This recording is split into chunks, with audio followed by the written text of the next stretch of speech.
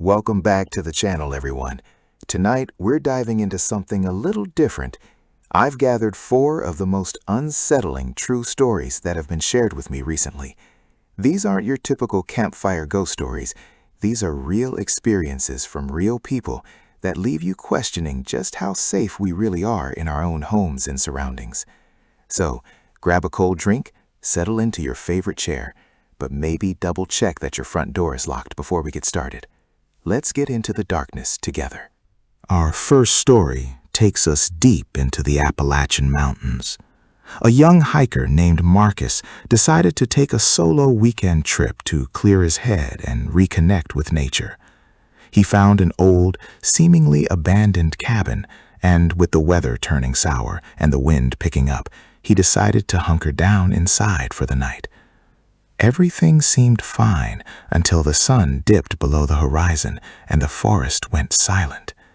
As the darkness crept in, the silence of the woods became heavy and suffocating. He settled into a sleeping bag, but just as he was drifting off, he heard a slow, rhythmic scratching against the wooden floorboards right beneath him. Terrified, Marcus lay perfectly still, his heart hammering against his ribs like a trapped bird. The scratching moved from one side of the room to the other, following his exact location as if something was tracking him from below. He finally gathered the courage to pull up one of the loose floorboards with his pocket knife. What he saw froze his blood instantly. In the cramped, muddy crawl space below, there wasn't an animal. Instead, he saw a collection of Polaroids pinned to the underside of the floorboards. Dozens of photos of him, taken from the tree line over the last 2 days. He didn't wait.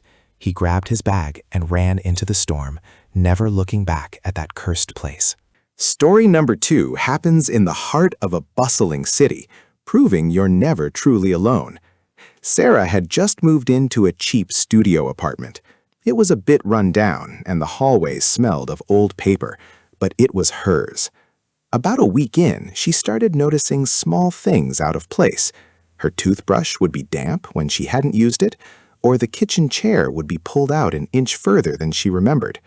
She laughed it off as new apartment jitters or her own forgetfulness in the midst of a busy move. But one night, she woke up at 3 a.m. to the faint sound of humming coming from her walk-in closet. She sat up in bed, paralyzed with fear as the humming continued. It was a low, melodic lullaby she didn't recognize. She reached for her phone to call the police, but the light from the screen caught a pair of wide, unblinking eyes peering through the slats of the closet door. Before she could even scream, the door creaked open. A man she had never seen before stepped out, wearing one of her own oversized sweaters. He didn't attack. He just stood there with a terrifyingly calm smile and whispered, "You're finally awake." The police later found that he had been living in a small service crawl space behind her closet for nearly 3 weeks. Next, we have a story that sounds like a modern urban legend, but is terrifyingly real for those who lived it. A man named David began receiving phone calls at exactly 3:14 a.m. every single night. When he answered, there was nothing but heavy static and what sounded like a distant, distorted voice whispering his name over and over. He blocked the numbers, but the calls kept coming from restricted or unknown IDs. He even went so far as to change his phone number entirely. Yet the very first night with the new line, his phone buzzed on the nightstand at 3:14 a.m. Frustrated and scared, he decided to record the call and play it back later at a slower speed. When he listened to the slowed-down audio the next morning, his stomach dropped. It wasn't just static. It was the rhythmic sound of a heart monitor flatlining. And the voice wasn't just whispering his name.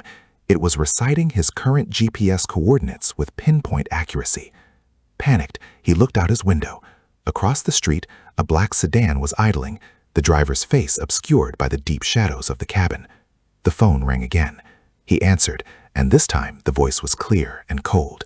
It said, "Look behind you." He turned, and on his bedroom wall, written in what looked like charcoal, were the words, "I'm still here." He moved out that very morning and never returned. Our final story is perhaps the most psychological and haunting of them all. Elena had a passion for antiques and bought a vintage mirror at an estate sale.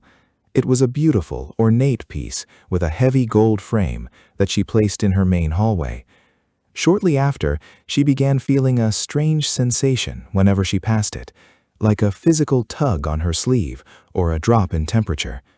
One evening, while she was brushing her hair in the bathroom, she saw her reflection in the hallway mirror out of the corner of her eye. But something was fundamentally wrong. Her reflection wasn't brushing its hair. It was standing perfectly still, watching her with an expression of pure malice. She froze, her heart racing, as she slowly turned her head toward the hallway mirror. In the glass, her reflection mirrored the movement, but with a slight, sickening delay that made her skin crawl. It was like a lag in a video game, but happening in her own reality. Elena walked closer, her hand trembling as she reached out to touch the cold glass. Her reflection reached out too, but as their fingers were about to meet, the reflection's hand suddenly balled into a fist and slammed against the glass from the inside with incredible force.